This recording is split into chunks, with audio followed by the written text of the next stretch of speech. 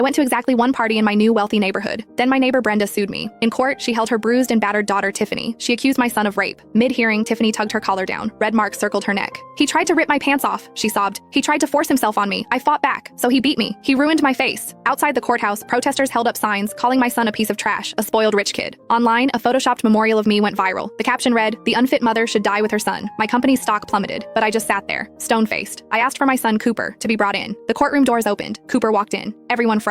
Let's take it back to when the trial began. My neighbor Brenda pointed a finger right in my face and screamed, "Your son is a monster." To make matters worse, their lawyer Gavin, wearing a look of self-righteous indignation, grilled me in front of everyone. "On July 15th, did your son Cooper assault the victim?" Faced with the accusation, I remained silent. Outside, the roar of protesters demanding justice at all costs drifted through the windows. The camera flashes were blinding like lightning strikes. I spoke slowly. "No." The lawyer just scoffed. He asserted I was dodging responsibility. I scanned the gallery. Those new neighbors who used to kiss up to me were now collectively rolling their eyes. Just a week ago, they were swarming around me, praising Cooper as a bodybuilding champ with a bright future. Now they looked at me like I was trash. The hypocrisy was suffocating. Actually, Brenda had shown up at my door a week ago. She was holding a battered Tiffany, her voice loud enough to shatter glass. She demanded $5 million in settlement money right off the bat. She even threatened to see me in court if I didn't pay up, but I refused on the spot because I knew perfectly well that my son hadn't left the house that day. Suddenly, images of Tiffany's injuries flashed onto the courtroom's big screen. A neck brace, a cast, and scratches all over her face. Next came a grainy photo taken in the dark. In the photo, the back of a hulking man could be seen lunging at a girl on the ground. The jury gasped. The gallery erupted. Everyone was cursing, saying privileged rich kids were scum. Just then, my phone started buzzing like crazy. My company's stock price was plummeting. Expressionless, I placed my phone face down on the table. That only made the online backlash worse. The hashtag #Justice for Tiffany was trending off the charts. They called me cold-blooded, saying money made me think I was above everyone else. Gavin, the lawyer, looked smug, thinking he had this in the bag. Finally, Tiffany took the stand, trembling. She walked unsteadily, acting as if every step caused her immense pain. I had to admit, it was a convincing performance. She took a deep breath,